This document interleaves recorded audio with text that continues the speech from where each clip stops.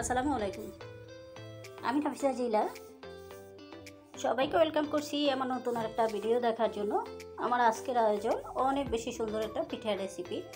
আজকের পিঠাটা আমি চিরুনি পিঠা বা শামুক পিঠা, অনেকেই ঝিনুক পিঠা বলে। আজকে আমি এই পিঠাটা আপনাদেরকে বানিয়ে তারপরে দেখাবো।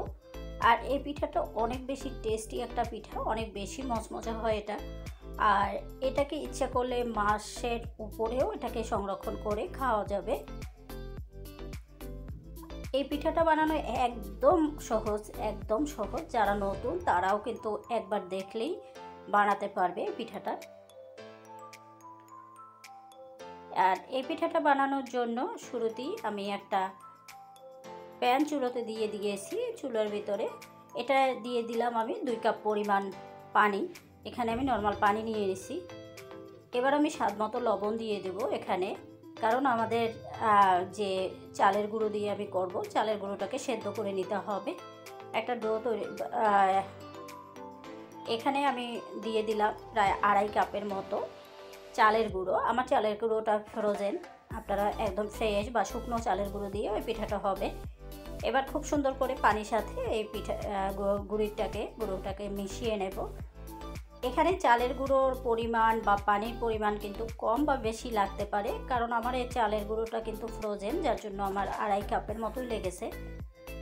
এবার আমি ঢাকা দিয়ে তারপর এটা রেখে দেব এবং উঠিয়ে ঠান্ডা হলে আমি একটা ডো তৈরি করে নেব। এখানে আমি একটা ডো তৈরি করে নিয়েছি, একেবারেই অনেক বেশি মথে তারপরে ডোটাকে তৈরি করে নিয়েছি। ডোটাকে অবশ্যই অনেকটা সময় মথে নিতে হবে, কারণ তাহলে পিঠাগুলো ফেটে যাবে না, খুব সুন্দর পিঠা হবে। এবার আমি একটু লম্বা করে এরকম একটা লতার মতো তৈরি করে নিচ্ছি, কারণ এটাকে আমি কেটে কেটে নিব। এরকম করে নিলাম। এবার আমি ছোট ছোট টুকরো করে কেটে নেব, যে এরকম আমি পিঠাটা বানাতে চাচ্ছি। পিঠাটা চাইলে কিন্তু ছোট বা বড় বানানো যাবে। আমি বেশি বড় বানাবো না, মাঝারি বানাবো। চাইলে কেউ বড় বানাতেও পারবেন বা ছোটও বানাতে পারবেন। আমি একটা দেখিয়ে দিচ্ছি আমরা কিভাবে বানাবো। ঠিক এরকম করে সবগুলোকে আমি তারপরে রেখে দেব প্রথমে, তারপরে পিঠাটাকে আমি বানিয়ে নেব। এভাবে করে নিলে দেখা যাবে যে পিঠাটা বানাতে খুব একটা সময় লাগবে না। আর এই পিঠাটা এত বেশি টেস্টি হয়, সবাই অনেক বেশি পছন্দ করে এটা। ব্যাস এরকম করে আমি সবগুলোকে এখানে বানিয়ে নিয়েছি। দেখেন কতগুলো হয়েছে আমার।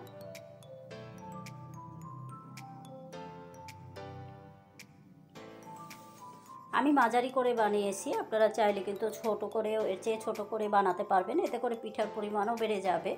আর চাইলে কেউ এর চেয়ে একটু বড়ও করতে পারবেন। এটা বানানোর জন্য শুরুতে একেবারেই যেটা সবচেয়ে বেশি প্রয়োজন সেটা হলো চিরুনি। এখানে আমি 2টা চিরুনি কিনে নিয়ে আসছি।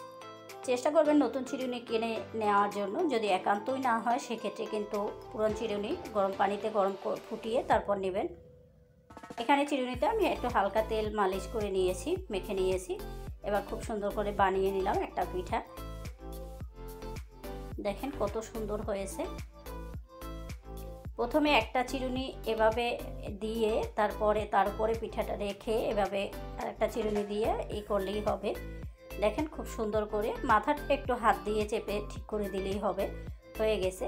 আমি আরও একটা দেখিয়ে দিচ্ছি, কারণ নতুন যারা তারা কিন্তু এভাবে করে বানালে একেবারেই পারবেন। আমিও যে একেবারেই পুরাতন তা কিন্তু না, আমারও আনাড়ি হাতেই বানানো, কারণ এই পিঠাটা খুব একটা আমার বানানো হয়নি।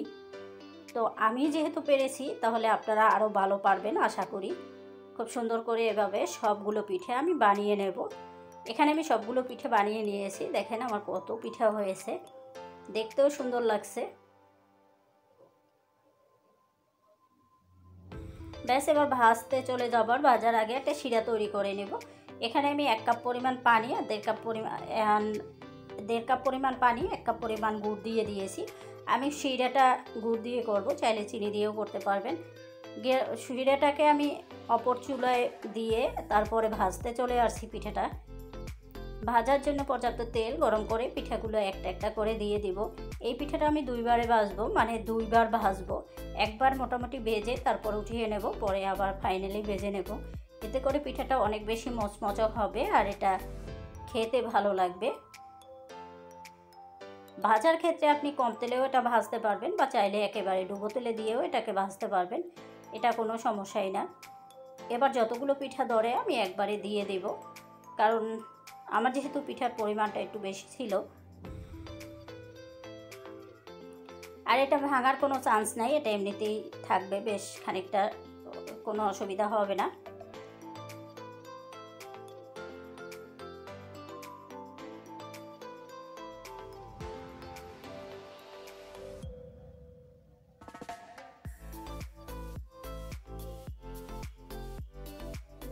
দেখেন পিঠাটা একটু কালার চলে আসছে, এর চেয়ে বেশি প্রথম ব্যাচে আমি আর ভাজবো না, এর চেয়ে বেশি ভাজবো না, মোটামুটি এরকম একটা কালার চলে আসছে। এবার আমি পিঠাটাগুলোকে উঠিয়ে নেব, আর এটা ঠান্ডা হয়ে গেলে আবার ভাজবো আমি। এই পিঠাটাকেই ঠান্ডা হলে তারপরে ভাজবো, গরম গরম না। যখন দেখবেন একেবারেই ঠান্ডা হয়ে গেছে তখন আবার ভাজতে হবে। আর কেউ যদি চান না একবারেই ভাজবেন সেটাও কিন্তু হবে, তবে সেক্ষেত্রে আরেকটু বেশি কালার করে, মানে আরেকটু ডিপ করে ভেজে নিলেই হবে। তবে আমি দুইবারে ভাজবো। এবার আমি উঠিয়ে তারপরে ঠান্ডা হতে দিয়ে দেব, পিঠাটাকে ঠান্ডা হতে দিয়ে দিব।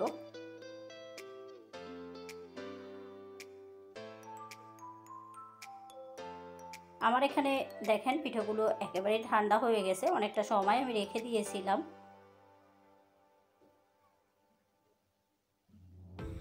এবার আবার দ্বিতীয়বার ভাজতে চলে যাব। দেখেন আমি হাত দিয়ে ধরে দেখালাম যে ঠান্ডা হয়েছে কিনা। এবার আবার দিয়ে দেব তেলের ভিতরে পিঠাটাকে, আর তেলটাকে অবশ্যই গরম করে নিতে হবে এবং চুলার আঁচ মিডিয়ামে করে তারপর পিঠাগুলোকে ভেজে নিতে হবে। এতে করে পিঠাগুলো অনেক বেশি মচমচা হবে, খেতে ভালো লাগবে। আর এটা কিন্তু এয়ারটাইট বক্সে করে অনেক দিন পর্যন্ত সংরক্ষণ করা যাবে, বা চাইলে কেউ যদি একবার ভেজে তারপর রেখে দেন, পরের বার আবার ভেজে যখন শিরায় দেবেন তার আগে ভেজে শিরাতে দিয়েও এই পিঠাটা খেতে পারবেন।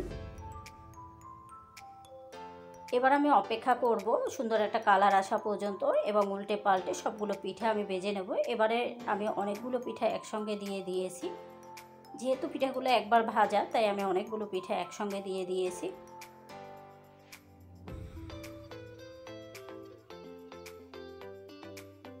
ব্যাস এখানে কিন্তু খুব সুন্দর একটা কালার চলে আসছে, পিঠাগুলো কিন্তু আমার একদমই ভাজা হয়ে গেছে। দেখলেই বুঝবেন যে কতটা সুন্দর হয়েছে পিঠাগুলো। ব্যাস এবার আমি পিঠাগুলোকে উঠিয়ে নেব, তেলটা ঝরিয়ে তারপরে পিঠা উঠিয়ে নেব।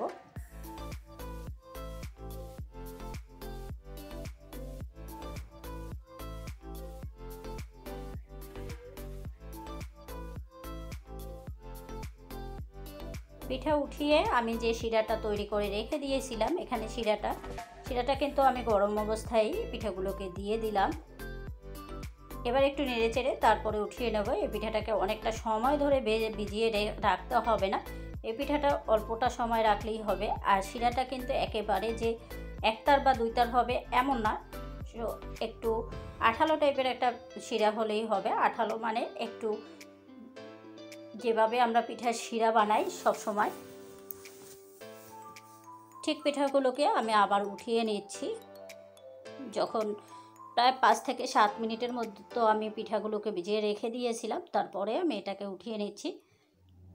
ব্যাস, আশা করি আমার আজকের পিঠার রেসিপি আপনাদের ভালো লাগছে। ভালো লাগলে লাইক দিয়ে সাথেই থাকবেন। আজকে আর বাড়াবো না, সবাই ভালো থাকবেন, সুস্থ থাকবেন, নিরাপদে থাকবেন। নতুন একটা ভিডিও দেখার আমন্ত্রণ জানিয়ে আজকের মতো আল্লাহ হাফেজ।